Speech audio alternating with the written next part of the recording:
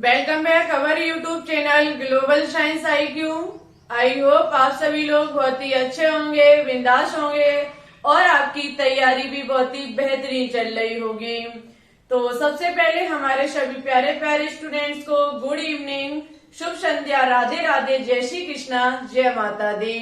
Students, आज हम आपके लिए केमिस्ट्री का लेक्चर नंबर 34 लेकर के आए हैं, जिसमें बहुत ही इम्पोर्टेंट और कीमती जानकारी देखने को मिलेगी। वो है आपकी सिग्मा और पाई बंध, एकल, दो और त्रिया बंध। आज आपको दो टॉपिक के बारे में पढ़ाया जाएगा, बहुत ही इजी वे के साथ और बहुत ही एक्सप्लेन के साथ आपको जानकारी दी जाएगी। ठीक है, सबसे पहले सिग्मा और पाई बंध में अंतर समझाएंगे, बनने वाले पॉइंट को डिस्कस करेंगे। उसके बाद एकल, दो और त्रिया बंध, तीनों को हम बहुत ही इजी वे के साथ और विद एग्जाम्पल से समझाएंगे। ठीक है, यदि आपने ऑर्गेनिक केमिस्ट्री में नहीं सीखा होगा तो आज की क्लास में 100% हम आपको सिखा करके रहेंगे। ठीक है, तो बस उठा लीजिए कॉपी पेन, हमारे साथ चीजों को नोट डाउन करते रहिएगा। लेकिन एक बात का विशेष ध्यान रखिएगा, आपको सिग्मा और पाई बंध तभी समझ में आएगा जब आपको अतिव्यापन पता होना चाहिए, ओवरलैपिंग के बारे में जानकारी होनी चाहिए। देखो भाई, ओवरलैपिंग हमने आपको पढ़ाया था, वहां पे एक चीज हमने आपको दिखाई थी कि जब हमारा SS ओवरलैपिंग हो रहा था, जब हमारा SS ओवरलैपिंग हो रहा था, वो भी अक्षीय रेखा पर, तो हमारा सिग्मा बॉन्ड बन रहा था। ठीक है, इसी प्रकार से जब SP ओवरलैपिंग हो रहा था तब भी बनने वाला बॉन्ड हमारा सिग्मा बॉन्ड था। It's okay. और उसी प्रकार से जब PP हेडवाइज ओवरलैपिंग हो रहा था तब भी बनने वाला बॉन्ड हमारा सिग्मा बॉन्ड था। ठीक है, देखो स्टूडेंट्स, ये सभी हमारे अक्षीय रेखा पर बनते हैं। सिग्मा बॉन्ड जो है वो अक्षीय रेखा पर बनता है। इस प्रकार से इनमें जो ओवरलैपिंग होती है वो इस प्रकार से होती है, जबकि PP साइडवाइज ओवरलैपिंग जो है वो लंबवत पार्श्व से होता है।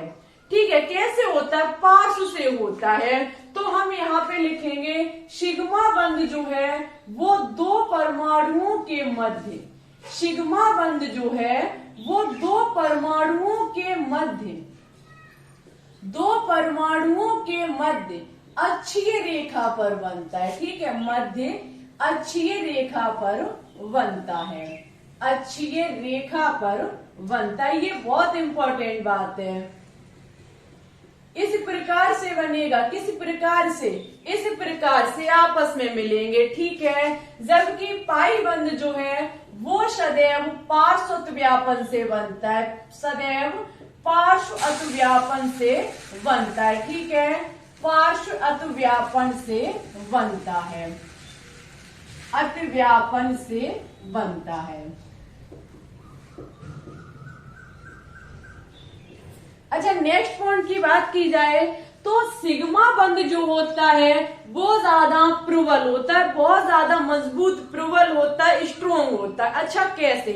लेकिन सिग्मा बंध जो है वो पाई बंध की अपेक्षा मेन चीज है कि प्रबल क्यों होता है। एक मिनट आपको समझाएंगे हम। जब आपका सिग्मा बंध बनता है वो इस प्रकार से अक्षीय रेखा पर बनता है। ठीक है, इस प्रकार से ये एक दूसरे में समा जाते हैं। It's okay. जबकि पाई बंध, आपने देखा कि पाई बंध जो बनता है वो कैसे बनता है? पाई बंध आपका इस प्रकार से बनता है, बड़ा ध्यान से समझिएगा। पाई बंध जो था वो आपका इस प्रकार से बनता है। अब आप ये देखिए कि जब एक दूसरे में इस प्रकार से आप इस एक दूसरे में परमाणु इस प्रकार से मिलेंगे तो अधिक मजबूत होंगे, या फिर इस प्रकार से मिलेंगे तब अधिक मजबूत होंगे। मेरे हिसाब से इस प्रकार से जब मिलेंगे तो ज्यादा मजबूत होंगे, और जब इस प्रकार से मिलेंगे तो इतने मजबूत नहीं होंगे।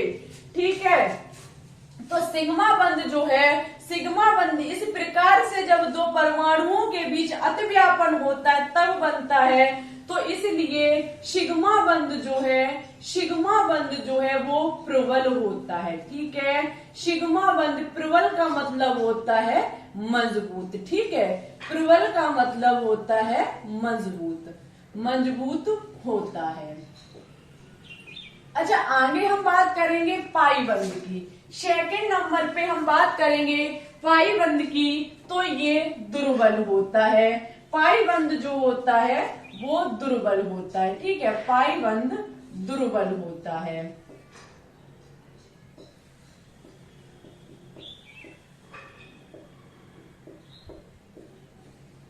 पाई बंध दुर्बल होता है। ठीक है, तीसरे पॉइंट की बात हम करेंगे। तीसरा पॉइंट है दो परमाणुओं के मध्य, दो परमाणुओं के मध्य पहले बनने वाला बंध हमारा सिग्मा बंध ही होता है। ठीक है, दो परमाणुओं के मध्य पहले बनने वाला आबंध सदैव सिग्मा आबंध होता है। लिख लीजिए, दो परमाणुओं के मध्य, दो परमाणुओं के मध्य सदैव, दो परमाणुओं के मध्य सदैव बनने वाला बंध, बनने वाला बंध, बनने वाला बंध सदैव सिग्मा बंध ही होता है। ठीक है, सदैव सिग्मा बॉन्ड ही होता है।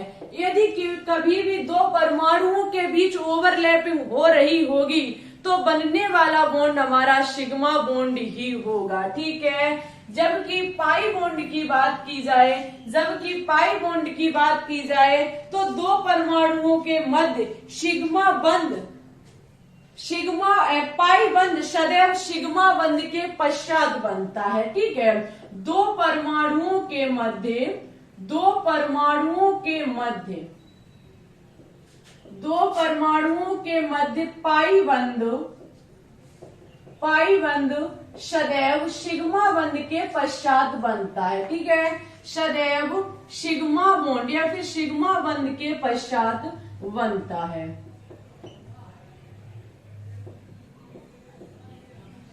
ये चीज बहुत ज्यादा इंपॉर्टेंट है।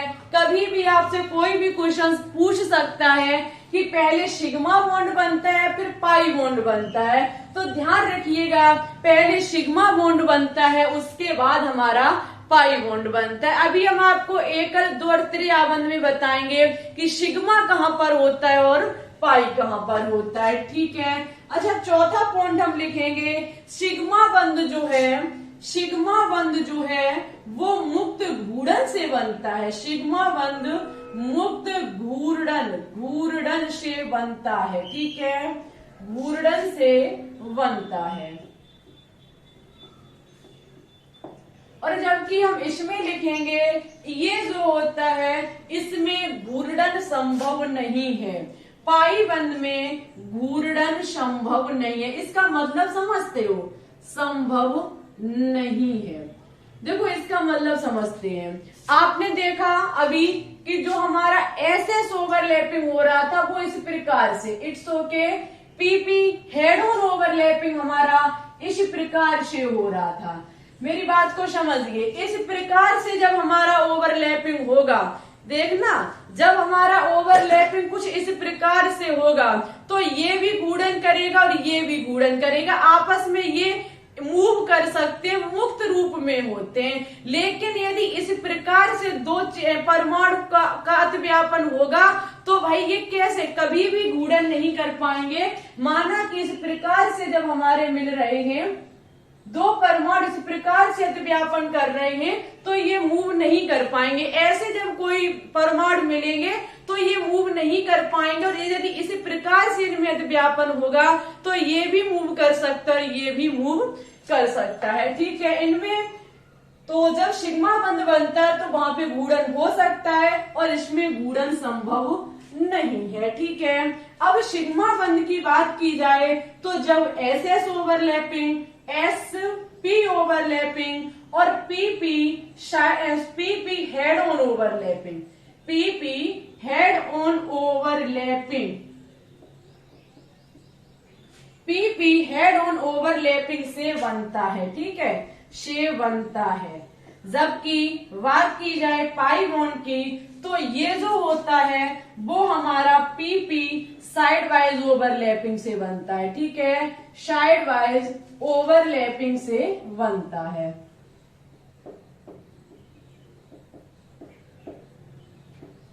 यहां तक मुझे उम्मीद है कि क्लियर हुई होंगी आपकी सभी चीजें कि सिग्मा बंध जो है वो मुक्त घूर्णन से बनता है। सिग्मा बंध बहुत ही प्रबल होता है, साथ ही अच्छी रेखा पर बनता है। S S S P P P head on overlapping पर भी हमारा सिग्मा बॉन्ड बन के तैयार होता है। ये पार्श्व व्यापन से बनता है। क्या? Pi bond. ये दुर्बल होता है, वीक, कमजोर होता है, और ये दो परमाणुओं के मध्य सिग्मा बंध के बाद ही पाई बंध का निर्माण हो सकता है। ये इसमें घूर्णन संभव नहीं है, और ये हमेशा पीपी साइड वाइज ओवरलैपिंग से बनता है। It's okay. यदि यहाँ तक चीजें क्लियर हुई हो तो इसकी ले लीजिए स्क्रीनशॉट। अब हम बात करेंगे एकल, दो और त्रिया बंध। वहां से आप सीखेंगे कि सिग्मा बंध कहाँ बनता है, पाई बंध कहाँ बनता है। ठीक है, चलिए भाई इसकी ले लीजिए स्क्रीनशॉट।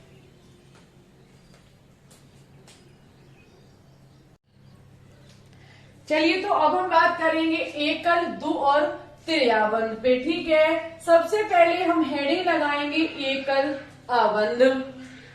एकल आबंध से आपके दिमाग में कुछ ना कुछ इमेज जरूर बन रही होगी, जो कि केवल किसी एक चीज से संबंधित है। माना कि एकल आबंध से आपके माइंड में विचार आ रहा होगा कि एकल शब्द जो है वो किसी सिंगल चीज से रिलेटेड लग रहा है। तो यहाँ लिखेंगे हम दो परमाणुओं के बीच दो परमाणुओं के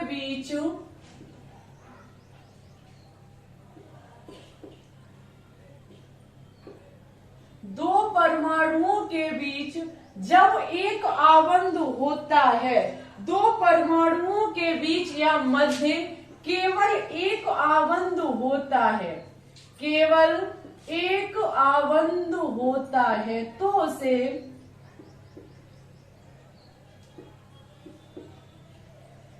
दो परमाणुओं के बीच जब केवल एक आबंध होता है तो उसे एकल आबंध कहा जाता है। ठीक है, तो उसे एकल आबंध कहा जाता है, एकल आबंध कहा जाता है।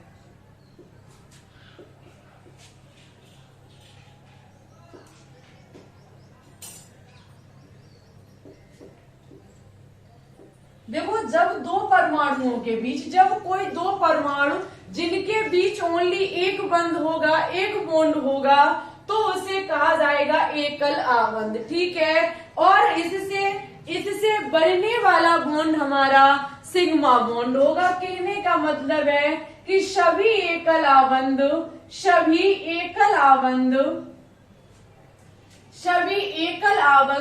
सिग्मा आबंध होते हैं। ठीक है, सभी एकल आबंध सिग्मा आबंध या फिर सिग्मा बंध होते हैं। वेरी इंपॉर्टेंट पॉइंट हमने यहाँ पे लिखा दिया आपके लिए। प्रिय स्टूडेंट्स, जब दो परमाणु, माना कि दो परमाणु हमने कार्बन लिए, इनके बीच केवल कोई एक आबंध है, एक बंध है, तो बनने वाला बॉन्ड हमारा सिग्मा बॉन्ड होगा। ठीक है, बनने वाला बॉन्ड हमारा सिग्मा बॉन्ड होगा। एग्जाम्पल के तौर पर आपने देखा होगा CH4, C, जहां पे C हमारा, ठीक है, और ये कनेक्ट है हाइड्रोजन से। हाइड्रोजन और कार्बन दो परमाणु जिनके बीच केवल एक आबंध है, और एक आबंध है तो इसको एकल आबंध कहा जाएगा। क्या कहा जाएगा? सिंगल बॉन्ड कहा जाएगा। और ये जो सभी एकल बंध जो होते हैं उनको सिग्मा बंध कहा जाता है। क्या कहा जाता है? सिग्मा बंध कहा जाता है। ठीक है, कोई भी आप चेन ले लीजिए, जब दो परमाणुओं के बीच सिंगल बॉन्ड होगा तो बनने वाला बॉन्ड हमारा सिग्मा बॉन्ड होगा। मुझे बहुत उम्मीद है कि आपकी चीजें यहाँ तक बहुत अच्छे से क्लियर हुई होंगी। बहुत इजी है, कुछ ज्यादा डिफिकल्ट नहीं है। माना कि हम नेक्स्ट उदाहरण लेते हैं कार्बन कार्बन, ठीक है, जहाँ पे ये हमारा कोई दूसरा एक कंपाउंड है, ठीक है, जो कि एथेन है हमारा, इनके बीच आप देखेंगे पूरे कार्बन की श्रृंखला जो हमारी लिखी हुई है, सभी दो परमाणुओं के बीच हाइड्रोजन कार्बन को लें या कार्बन कार्बन को लें, सिंगल बॉन्ड प्रेजेंट है। जब सिंगल बॉन्ड प्रेजेंट है तो बनने वाला बॉन्ड जो होगा वो हमारा सिग्मा बॉन्ड होगा। हर एकल बॉन्ड सिग्मा बॉन्ड होता है। ओके, तो यदि यहाँ तक आपको समझ में आया हो तो बहुत अच्छी बात है।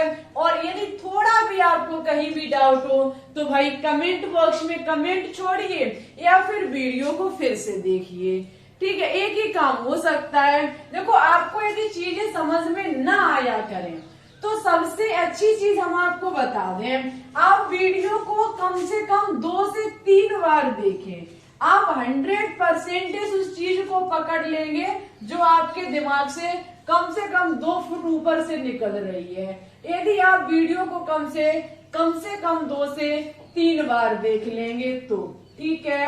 अच्छा भाई, अब हम बात करेंगे दो आबंध यानी कि डबल बॉन्ड की। किसकी बात करेंगे? डबल बॉन्ड की बात करेंगे। डबल बॉन्ड जो होता है, यदि दो परमाणुओं के बीच या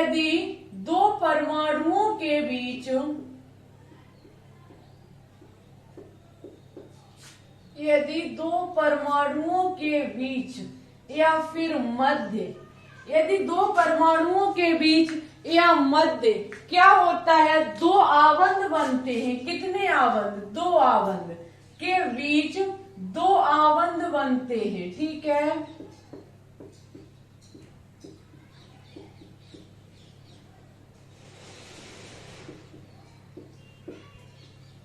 यदि किन्हीं 2 परमाणुओं के बीच 2 आबंध बनते हैं तो उसको कहा जाता है 2 आबंध, ठीक है। क्या कहा जाता है? 2 आबंध, जिसमें क्या काम होता है, जिसमें पहला बंध तो सिग्मा होता है। हमने अभी आपको बताया थोड़ी देर पहले कि सबसे पहले सिग्मा बॉन्ड का निर्माण होगा और सिग्मा बॉन्ड के बाद ही पाई बॉन्ड का निर्माण होगा। आप चाह करके भी पहले पाई बॉन्ड का निर्माण नहीं कर पाएंगे। पहले सिग्मा बॉन्ड बनेगा, उसके बाद हमारा पाई बॉन्ड बनेगा, जिसमें पहला बॉन्ड सिग्मा होगा, जिसमें पहला बॉन्ड या पहला बंध जो होगा, पहला बंध सिग्मा बॉन्ड होगा और दूसरा जो होगा और दूसरा बंध जो है और दूसरा बंध हमारा पाई बॉन्ड होगा, ठीक है।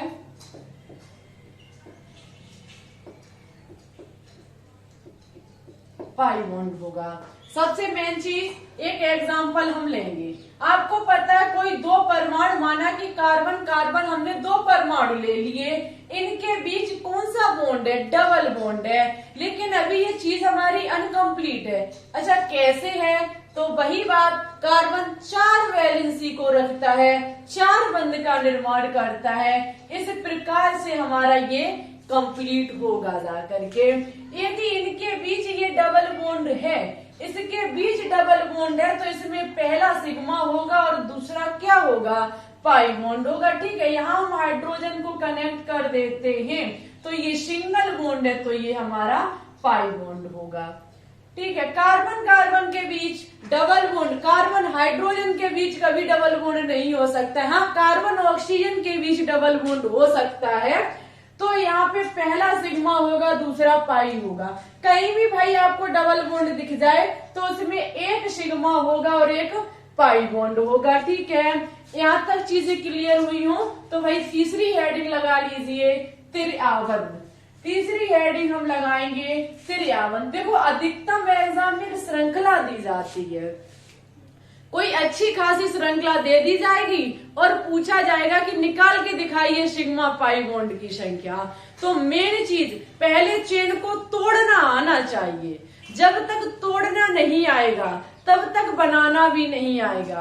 वही बात है कि सफलता तभी प्राप्त होगी जब आपको एक बार जीवन में असफल होना पड़ेगा, ठीक है। जब तक असफल नहीं होगे तब तक सफलता प्राप्त नहीं होगी, और यदि प्राप्त भी हो जाएगी तो उसका कुछ मजा नहीं होगा। आपको सफलता से कुछ सीखने को नहीं मिलता है जितना आपको असफलता से सीखने को मिलता है। जीवन में एक बार असफल जरूर होना चाहिए, क्योंकि वहां से बहुत कुछ सीखने को मिलता है। It's okay. क्योंकि यदि आपने देखा होगा कि जब आप कोई वाहन चलाना सीखते हैं तो एक बार गिरते जरूर है, और यदि गिर गए तो आप चलाना सीख जाओगे। ये बात 100% सही है। तो उसी प्रकार से जब तक आपको गिरना नहीं आएगा तो उठना भी नहीं सीख पाओगे। ठीक है, तो असफल होना बहुत जरूरी है। तो वही बात है कि पहले चेन को तोड़ना आना चाहिए। चेन नहीं तोड़ पाई तो फिर उसको मेन चीज है बना नहीं पाओगे। ठीक है, अच्छा चलिए अब हम तीसरी हेडिंग पे बात करेंगे, त्रिआबंध। तीसरी हेडिंग लगाएंगे त्रिआबंध, यानी कि triple bond. Triple bond heading लगाएंगे और यहाँ लिखेंगे जब दो परमाणुओं के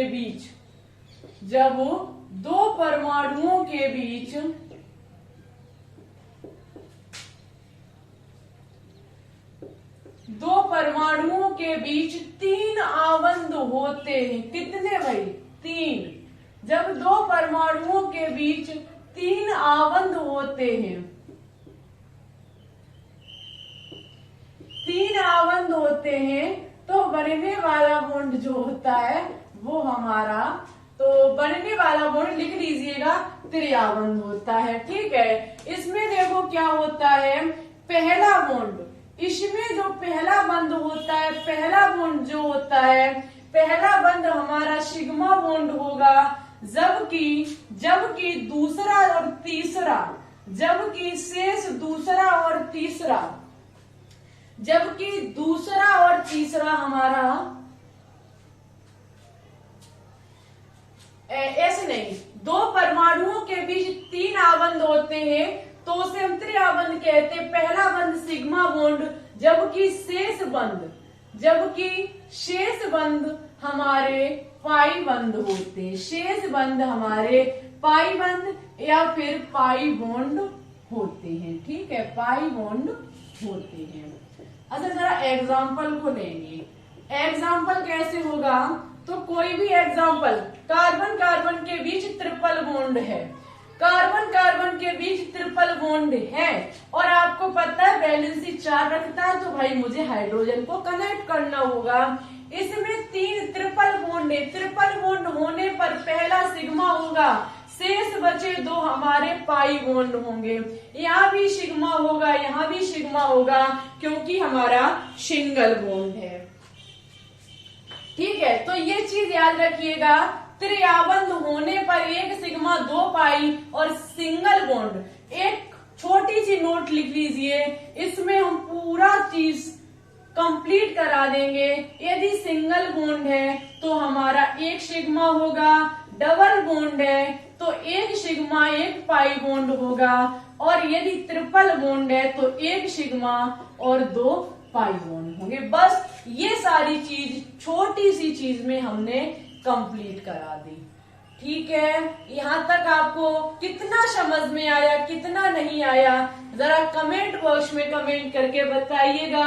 अच्छा, एक अच्छा खासा उदाहरण लेंगे और आपको समझाएंगे। उस दिन ये उदाहरण हमने आपको होमवर्क के तौर पर दिया था, ये उदाहरण हमने आपको होमवर्क के तौर पर दिया था, जहाँ पे हमारी बेंजीन वलय थी। अच्छा, कभी आपको यदि इस प्रकार से बेंजीन वलय बना के दे दी जाए, बड़ा ध्यान से समझिएगा, इस प्रकार से आपको बेंजीन वलय बना के दे दी जाए और पूछा जाए कि बताइए इसमें कितने सिग्मा और कितने पाई बॉन्ड होंगे, तो सबसे पहले आपको एक चीज हम बता दें, जितने कोने होते हैं उतने ही कार्बन होते हैं, जितने कोने होते हैं उतने ही कार्बन होते हैं। ये चीज आपने इस प्रकार से देखा होगा, ये हम ऑर्गेनिक केमिस्ट्री में पढ़ाएंगे जाकर के। एक कार्बन, दूसरा कार्बन, तीसरा कार्बन, चौथा कार्बन और ये हमारा 5वां कार्बन। ठीक है, ये कार्बन लिखे हुए हैं जिनमें आपको हाइड्रोजन को खुद ही लगाना होगा। इस चेन को जब हम खोलेंगे तो कुछ इस प्रकार से हमारी खुल के तैयार होगी। ठीक है, इस प्रकार से हमारी खुल के तैयार होगी। 5 हैं हमारे, तो 4 और ये हमारा हो जाएगा 5। 5 कार्बन की श्रृंखला जिसमें हाइड्रोजन को आपको खुद कनेक्ट करके और प्रत्येक कार्बन की वैलेंसी को पूरा करना होगा। ये चीज आप ऑर्गेनिक केमिस्ट्री में सीखेंगे जाकर के, जब आप यूपीएससी नामकरण करना सिखाएंगे। यहाँ पे जब इस चेन को हम खोलेंगे तो आपको पता है बेंजीन वलय में 6 कार्बन और 6 ही हाइड्रोजन होते हैं। ठीक है, इस प्रकार से हमारी बेंजीन वलय बनके तैयार होती है। इस प्रकार से जिसमें एक सिंगल बॉन्ड, एक डबल बॉन्ड, एक सिंगल बॉन्ड और एक डबल बॉन्ड होता है। हम यहाँ पे सिग्मा पाई बॉन्ड की संख्या को ज्ञात करेंगे। सिग्मा, एक सिग्मा यहाँ पे होगा। अब 1 मिनट, अब इतना खोला, अब मुझे और खोलना पड़ेगा क्योंकि हाइड्रोजन को भी तो मुझे लिखना है। हाइड्रोजन को लिखेंगे, देखना कैसे।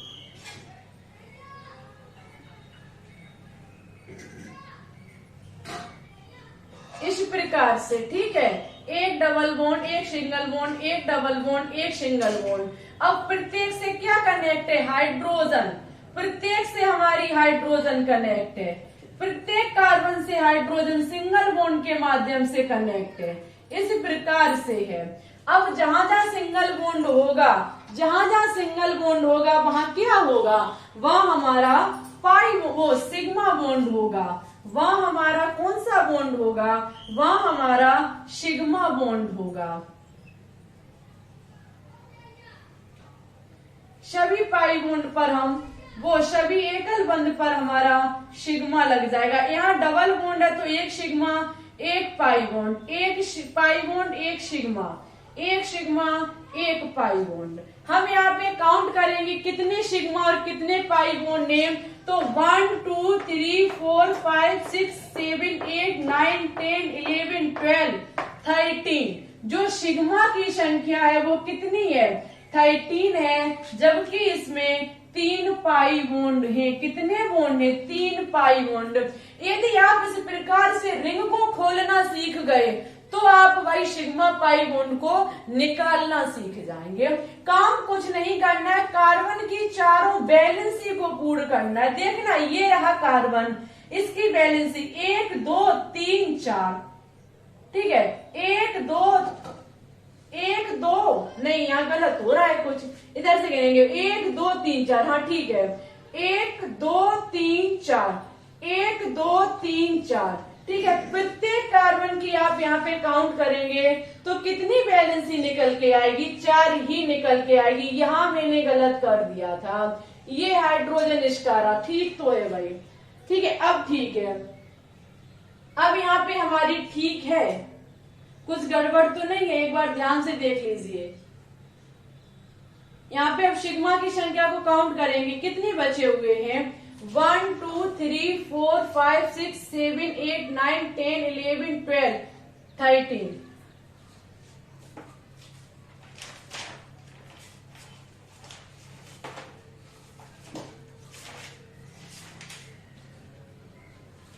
सही तो है भाई। सिग्मा की संख्या जो निकल के आएगी वो 12 निकल के आएगी। माफी चाहेंगे, सिग्मा की संख्या जो यहाँ पे निकल के आएगी वो 12 निकल के आएगी। यहाँ पे मैंने हाइड्रोजन एक्स्ट्रा कनेक्ट कर दिया था, सो सॉरी, क्योंकि 4 बैलेंसी को पूर्ण करेगा कार्बन। 1 2 3 4, 1 2 3 4। ठीक है, 4 को कंप्लीट करेगा तो 12 सिग्मा होंगे और 3 हमारे पाई बॉन्ड होंगे। यहाँ पर एक एक्स्ट्रा हाइड्रोजन हमने कनेक्ट कर दिया था, तो उस चीज का सुधार कर लीजिएगा। अच्छा, अब थोड़ी सी चीज और देखेंगे, बस यहाँ पे हमारी क्लास फिर समाप्त हो जाएगी। कुछ चीजें हैं इम्पोर्टेंट, उनको और नोट डाउन करेंगे। इनके लक्षण के बारे में देखेंगे, एकल, दो और त्रिआबंध के लक्षण के बारे में देखेंगे। इनके जब हम लक्षण के बारे में देखेंगे तो सबसे पहले हम देखेंगे क्रियाशीलता। सबसे पहले हम देखेंगे क्या? क्रियाशीलता।